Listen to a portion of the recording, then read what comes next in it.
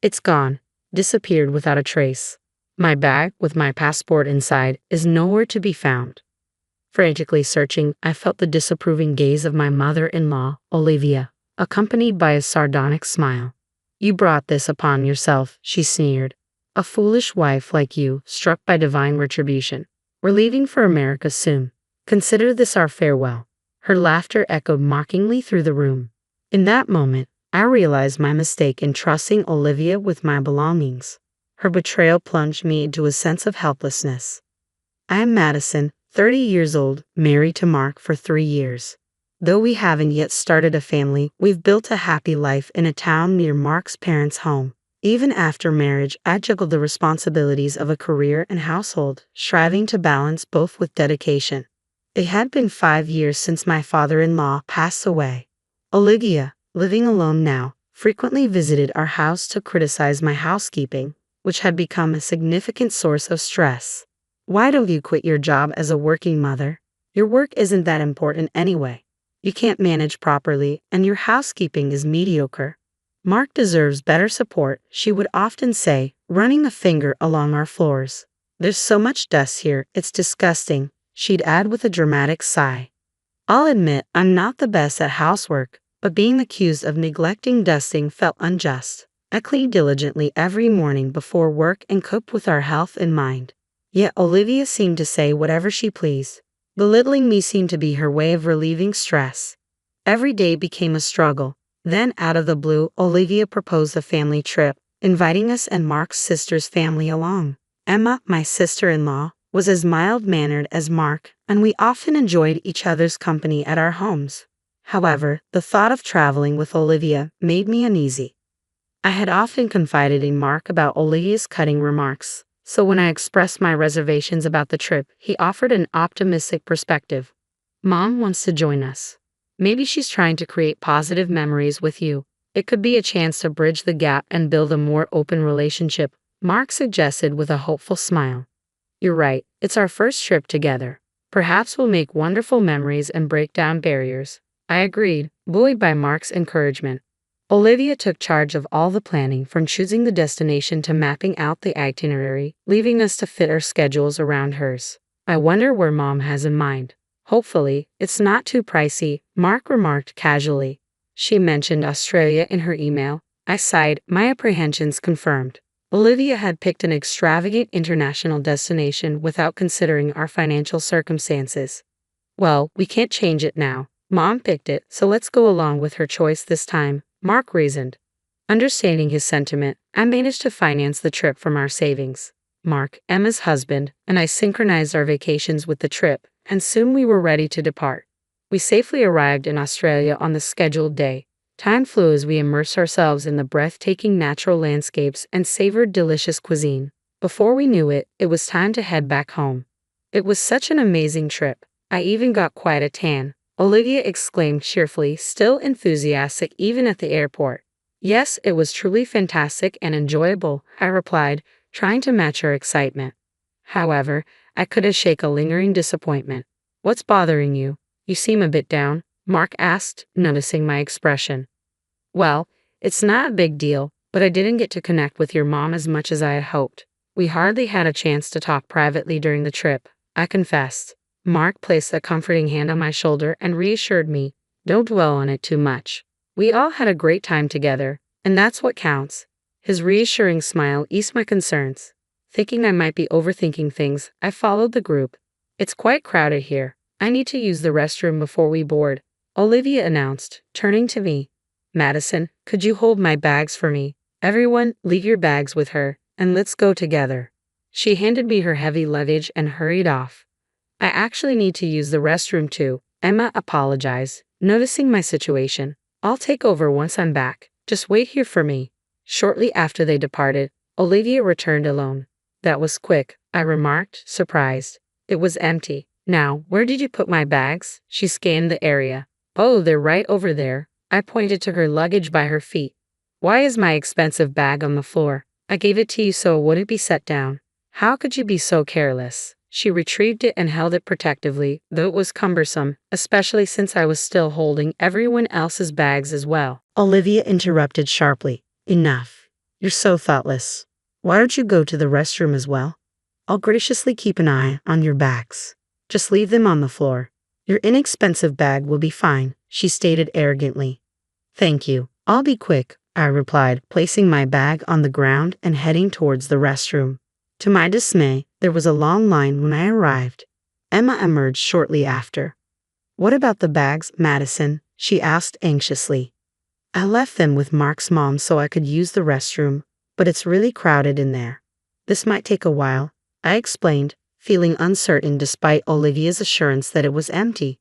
After what felt like an eternity, I finally returned. Emma was waiting for me. I didn't want to risk getting lost, so I waited for you, she said, empathizing with my predicament as she often struggled with directions. When we returned to where we left Olivia, she stood alone, and the men were nowhere in sight. Thanks for keeping an eye on the bags, I said, scanning the area. Strangely, my bag was nowhere to be found. I'm certain I left it right here. I checked all the bags, but mine is the only one missing, I exclaimed anxiously. My bag's gone. You were here the whole time, right? I turned to Olivia, my voice trembling with panic. Your bag? I don't know. Maybe it was never here, Olivia responded coldly, sending a wave of despair through me. No, I know I left it here, right in front of you, I insisted, feeling a sense of betrayal. I didn't see anything. Don't blame me, Olivia retorted dismissively. I placed it there because you asked me to. What should I do? My passport was in that bag. I cried out in distress, my mind racing. Olivia sneered at me, her smile dripping with sarcasm. Maybe this is karma for how you treated my bag, tossing it on the floor. A lousy wife like you deserves to suffer the consequences and stay behind in America. I don't have time to deal with this. You're on your own. We're leaving without you, she declared callously. Goodbye, Olivia laughed mockingly, filling me with anger at her callous words. This wasn't just my problem. My bag held everyone's passports. Without it, none of us could return to America. Olivia's expression froze in disbelief. What? Why do you have everyone's passports? She grabbed my arm, her voice rising in alarm. Emma, who had been listening intently, stepped in to clarify. We were concerned about losing them with all the luggage, so Mark took charge of them. You might have forgotten because you were busy, Mom, Emma explained gently. Olivia reacted sharply. Is that so? I must have been distracted and forgot. But why were the passports with you and not Mark? That's odd, she accused, her tone accusatory. Mark had too much to carry, so I've been holding on to them since we left the hotel, I explained calmly. Olivia's temples pulsed visibly as she exclaimed, Why did you mention something so important? I had no idea your bag contained everyone's passports. I would have kept a closer watch if I had known. I struggled to believe her words. What do you mean? You took your eyes off my bag earlier. If you didn't know about the passports, was my bag stolen? Emma, looking pale and alarmed, confronted Olivia. Mom, please explain. Was Madison's bag really stolen? I have no idea if it was stolen. It was simply gone when I noticed, Olivia retorted coldly, stating with her arms crossed, unapologetic. I can't believe this. It's so irresponsible. Just then, Mark and the others returned, noticing our distressed expressions. What's wrong? Is everything okay? Mark asked, his concern evident. I quickly recounted the situation, and Mark sighed deeply, casting a disappointed glance at Olivia. This is serious. We need to search for the bag immediately. Mark and I shared a confirming glance. I left it right here, Olivia. You specifically asked me to place it here. I gestured towards the corner where all our luggage had been placed. It only took us about 15 minutes to return from the restroom. It must have been taken during that brief window. Olivia, where were you? I asked, noticing her arms crossed defensively. I was right here the whole time, keeping an eye on the bags, Olivia replied firmly. I wouldn't have wandered off, especially with everyone's important luggage. But your bag was on the edge, out of my direct line of sight. I'm only human. I can't be perfect, Olivia said, turning away. Let's file a theft report and check the surveillance cameras. The thief might still be nearby. We should act fast. Mark began to approach airport personnel, but Olivia grabbed his arm. Hold on a moment. Filing a theft report seems extreme. It would be more practical and faster to get the passports reissued, Mark said, shaking off her grip. We'll still need a police report for passport security, then we can proceed to reissue them at the embassy. Checking the surveillance footage could also help us recover the bag, Emma interjected, aligning with Mark's plan. That's right, Mark. We should move quickly, Olivia countered defensively. This is all her fault. She should take charge of finding the thief herself. Police involvement is unnecessary when she can handle it. She grew increasingly furious, launching into a tirade. Emma swiftly interjected, That's not fair. Madison didn't cause this. Mom, you should admit you didn't watch the bags properly. Don't blame her. Emma spoke up on my behalf, voicing what I had wanted to say to Olivia. Mark, showing his support, placed a reassuring hand on my shoulder. Madison won't be searching alone, Mom. Why are you so against filing a theft report? Olivia appeared unsettled. It's not that. I've never dealt with the police before, so I'm hesitant. I'd rather handle it ourselves if possible. All right, I'll join in the search too. Let's split up and look around, Olivia asserted, attempting to redirect the conversation towards finding the thief. Just then, a young man approached Olivia. Ah, there you are. I've been looking for you, he exclaimed. I found this bag and thought you might be in trouble after leaving it behind. I'm glad I caught you. Your trip could have been ruined. He handed over my bag, bringing relief to the tense situation. Where did you find this bag? I asked him, taken aback. The lady left it on a table in the lounge over there. I tried calling out to her, but she didn't hear me and disappeared into the crowd. So I've been searching for her, he explained, leaving us stunned. She left it in the lounge. Without a second thought, the young man handed the bag to Olivia. Please be more careful. You're fortunate I found it. Someone else might have taken it. We expressed our gratitude profusely. Turning to Olivia, who stood frozen, we demanded, Mom, what's going on? How do you explain the bag being left in the lounge? Mark's voice trembled with anger. No need for explanations, Mom. You intentionally left Madison's bag in the lounge, didn't you? And you weren't keeping an eye on any of our luggage either. She wasn't lying about any of this. It's unbelievable that you would treat Madison this way, leaving her bag in a distant lounge. You were trying to avoid the security cameras because you knew they would reveal what happened, Emma said, looking at Olivia with clear disdain.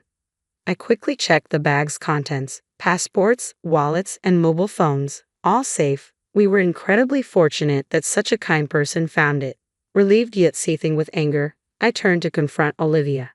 How could you do this, Olivia? Why would you behave like that? I demanded, my frustration palpable. Olivia responded, unrepentant.